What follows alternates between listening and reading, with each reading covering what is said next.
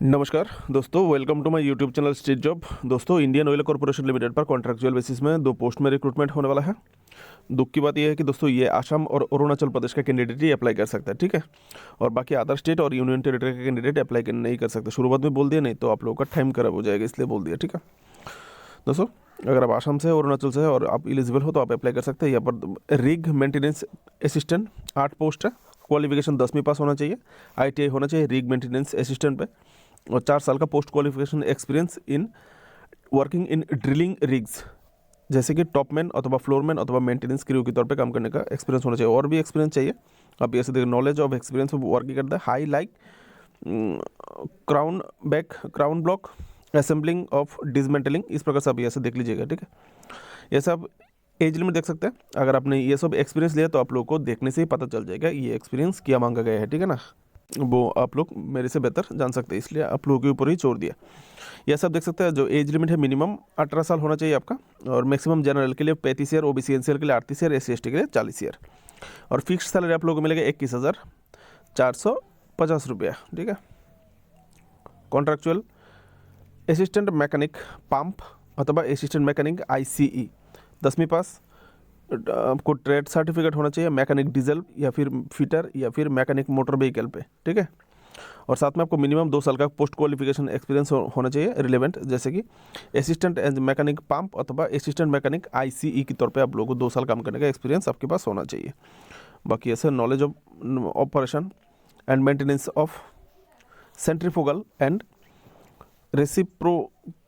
Reciprocating pump अथवा knowledge on operation of ICE engine in essential, ये आपके पास होना चाहिए, ठीक है। एज लिमिट 18 से लेकर 35 ईयर, OBC NCL के लिए 38 ईयर और SC ST के लिए 40 year. Fix salary same, okay. आप ऐसे कास्ट वाइज वैकेंसी डिटेल देख सकते हैं। कॉन्ट्रैक्चुअल रिग मेंटेनेंस असिस्टेंट के लिए UR के लिए 4, SC के लिए 1, ST के लिए 1, OBC के लिए 2 पोस्ट है, टोटल 8 पोस्ट। और contractual assistant pump mechanic pump अथवा असिस्टेंट मैकेनिक ICE के लिए UR के लिए 19, SC के लिए 2, ST के लिए 4, OBC NCL के लिए 10 और EWS के लिए 3 पोस्ट है, ठीक है। पीरियड ऑफ कॉन्ट्रैक्चुअल देखिए, पहले 6 महीने के लिए लिया जाएगा, उसके बाद आपको और भी 6 महीने एक्सटेंड किया जाएगा। टोटली यहाँ पर 1 साल का कॉन्ट्रैक्ट आप लोगों के लिए किया जाएगा, ठीक है। यहाँ पर कुछ इन्फॉर्मेशन दिया गया है, देखते रहते हैं। और तीसरा ऑप्शन में दोस्तों बोला गया, जो आपको माध्यमिक एडमिट पास और माध्यमिक सर्टिफिकेट आप लोगों को पास का सर्टिफिकेट और एडमिट कार्ड आप लोगों को शो करना होगा, ठीक है। पीरियड ऑफ कॉन्ट्रैक्चुअल एंगेजमेंट बोल दिया मैंने। सिलेक्शन प्रोसीड्यूर कैसे होगा, वर्किंग प्रैक्टिकल अथवा सिलेक्शन टेस्ट होगा एक, ठीक है। और ये आप लोगों के लिए वर्किंग की तरह होगा। आप लोगों को ऑनलाइन अप्लाई करने की ज़रूरत नहीं होगा। नीचे एप्लीकेशन फॉर्म स्ट्रक्चर दिया हुआ है, उसको फिलअप करके आप लोगों को पहुंच जाना होगा। कहाँ पर, जो रजिस्ट्रेशन डेट है आप लोगों का देखिए 16 दिसंबर 2024। ये जो रिग मेंटेनेंस असिस्टेंट है और ये जो असिस्टेंट मैकेनिक पंप अथवा असिस्टेंट मैकेनिक ICE पोस्ट के लिए 18 दिसंबर 2024 सुबह 7 बजे से 9 बजे के भीतर आप लोगों को जाके एंट्री कर लेना होगा आपका नाम, ठीक है। आप ऐसे देख सकते हैं। और आपका जो डेट है उसी दिन ही होगा, जिस दिन आप रजिस्ट्रेशन करेंगे उसी दिन आपका इंटरव्यू या फिर स्किल टेस्ट आपका लिया जाएगा। और वेन्यू दोनों के लिए अलग अलग प्लेस पे आप लोगों को इंटरव्यू होगा। देखिए, रिग मेंटेनेंस असिस्टेंट के लिए 5th floor well human resource office, Duliajan, Assam.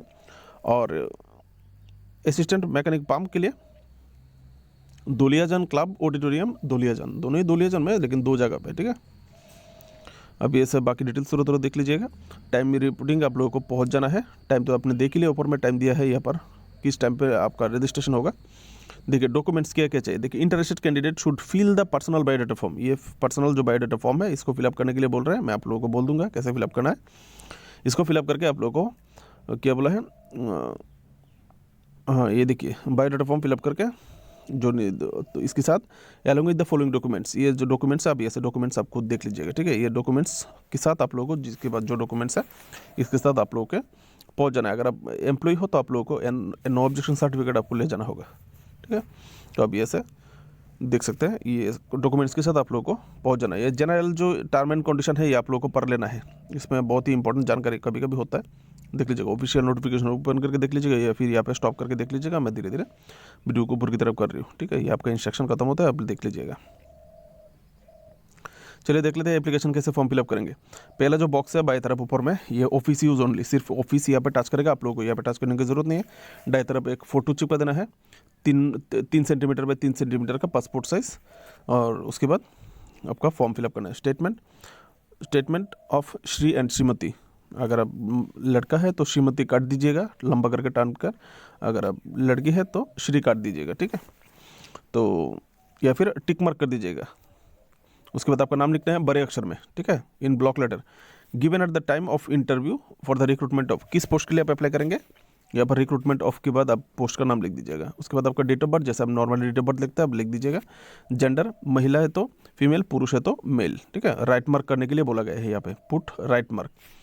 यहाँ पर आपको लिखना नहीं है, राइट मार्क करना है। मैरिजुअल स्टेटस, अगर शादीशुदा है तो मैरिड, अगर शादीशुदा नहीं है तो अनमेरिड पे क्लिक करना है, ठीक है।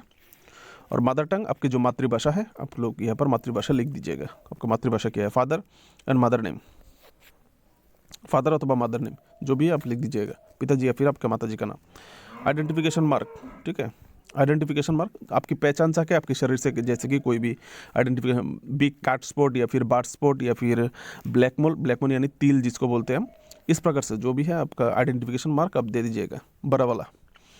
और 7 नंबर पे caste, general SC ST OBC जो भी है आप मार्क कर दीजिएगा, टिक मार्क, ठीक है। और सब कास्ट कुछ भी है तो आप ऐसे लिख सकते हैं, ठीक है। जनरल में अगर कोई सब कास्ट है, ST में कोई सब कास्ट है तो आप ऐसे, SC में कोई सब कास्ट है तो आप ऐसे लिख सकते हैं।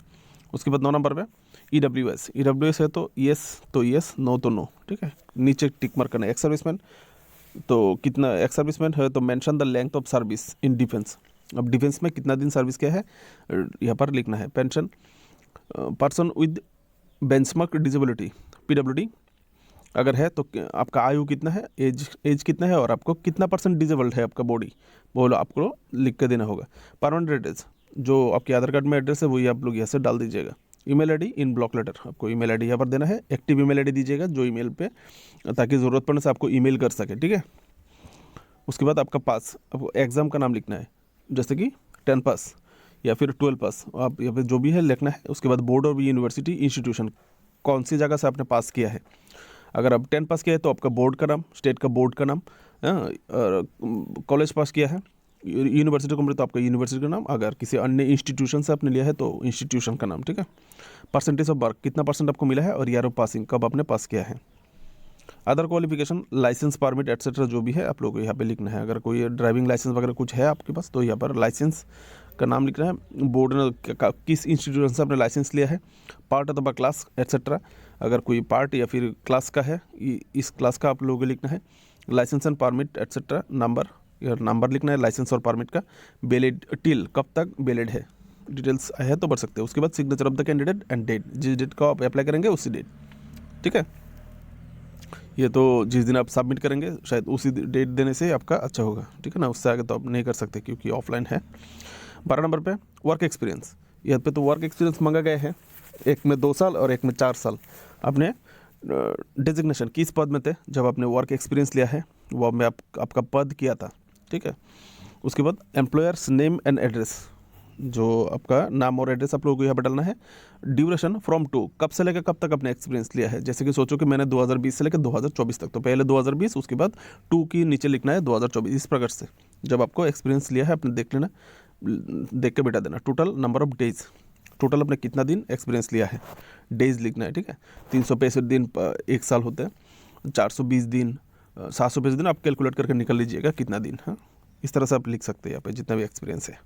उसके बाद आई श्री एंड श्रीमती, आप लोग ये डिक्लेरेशन है, आपको यहाँ पर आप नाम लिखना है, नाम लिख के नीचे सिग्नेचर, आपका सिग्नेचर करना है। उसके बाद आपका फुल नेम लिखना है, उसके बाद द डेट, जिस दिन अप्लाई करेंगे उस दिन का डेट, बस एप्लीकेशन खत्म। इसके साथ यहाँ पर एनक्लोजर क्या चाहिए आपको देख सकते हैं, date of birth, certificate proof, category caste category proof, address proof यानी Aadhaar card, education qualification proof, work experience certificate, any other जो भी आप दे सकते हैं। मेरी तरफ से आप लोगों के लिए शुभकामनाएं। आप लोगों के लिए मैं नोटिफिकेशन लाता हूँ, मेहनत आप लोगों के लिए करता हूँ। अगर हो सके तो मेरे ऊपर दया आ जाता है तो प्लीज़ लाइक करके सब्सक्राइब कीजिएगा। जय हिंद।